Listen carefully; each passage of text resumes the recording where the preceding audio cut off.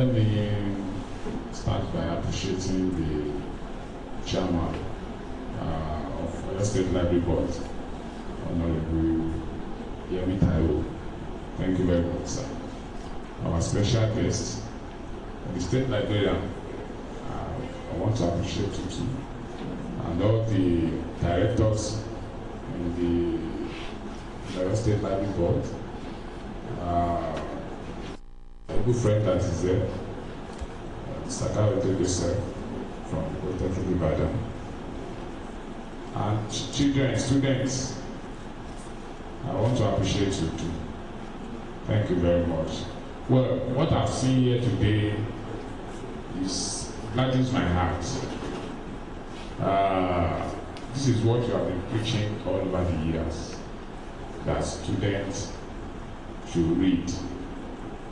Students should have time to read. Now, before I proceed, because I don't want, I have something that I prepared before, as a PowerPoint, which I think I'll be able to showcase some things, and I want to make it as short as possible, but I want it to be interactive. So I'll ask you some questions, students. Now, can you mention any of the renowned authors that you have, heard about or read their books in Nigeria? Renowned authors that you have read about them, or you have, okay. Yeah. Chima Achebe. Can you tell us one of the books that? Things Fall Apart. Things Fall Apart. Let's clap for him. Any other person? Okay. The fair girl. Femi Alaba. Femi Alaba. What's the title of the book? My Father's Pride. Thank you very much. Let's clap for him. Let us go to this side. There's somebody raising up. Okay. What? Okay. What's the title of the book that you read? Second Class Citizen. Okay. The fair girl at the back. Professor Oyslb. Any of the book that you read? The Lion and the Jewel.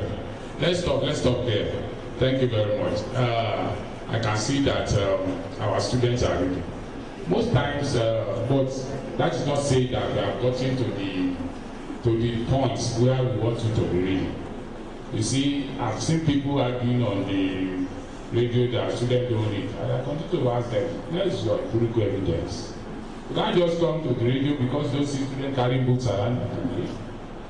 We are in another generation entirely. The fact that you don't see them carrying books around, or you don't see them, visiting the library regularly, does not mean that they don't read. What you should now focus on is what platform are they using to read now? How can we make the library conducive to them? The library of today is not a library where you say, the one that we use, don't shout, don't do this thing. No. Library has moved from that level. The library of modern day is a library, is a place of activities. Students want to come to the library and be able to do whatever they want to do, as long as it's not illegal. They want to come and discuss, they want to come and brainstorm, they want to come and share thoughts about books that they read. Now, coming to the main issue for today, reading for success. What is reading? If we want to just look at it, we've seen people, some students come out that came out like they are now to read some book for us, and they've done something. Reading has to do with connecting with symbols.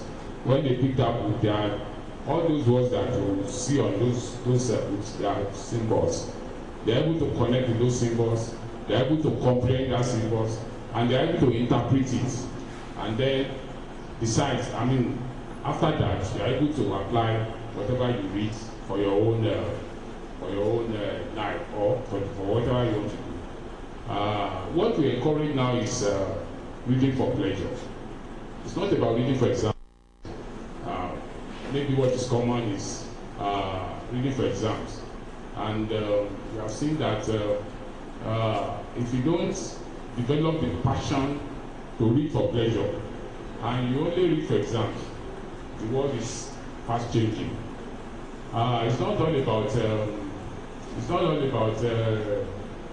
completing the way alone. It's not all about having first class or having A's, 9 A's, or having 10. It's good, but these days the world is looking for problem solver, people that can think critically, people that can be creative, people that can analyze issues, and these are all that you are going to get when you read books. So it is very important that as students we should create time to read books. You cannot be, if I want to shock you here that do you know that books can heal? If somebody is sick, have you heard about it? Have you had that experience before that you can use books for healing? Yes. You know that you can use books for healing? Yes. Yes. We call it bibliotherapy. Bibliotherapy. When you read a book, and then some of these books that you have read, or maybe that you have come across before, you will look at the character that they are discussing there. When we want to use books to read somebody, maybe we have a particular student that is behaving, we look for a particular book that talks about the character of that student. We want to change somebody's character. We want to do a kind of cognitive restructuring.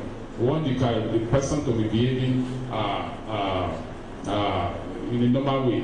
We want that particular student not to behave as a deviant again. We use bibliotherapy to take care of such a personality, and these are what reading can do for you. There is a quote by somebody says that we want to. If you don't want to be above ordinary, you have to read. There are people around, everybody can read, but for you to be extraordinary, you have to read. I've been trying to know that, well, maybe just like one of our MC mentioned that in both Christianity, Quran, and traditional worshippers, reading is emphasized if you don't know. Now, I'm familiar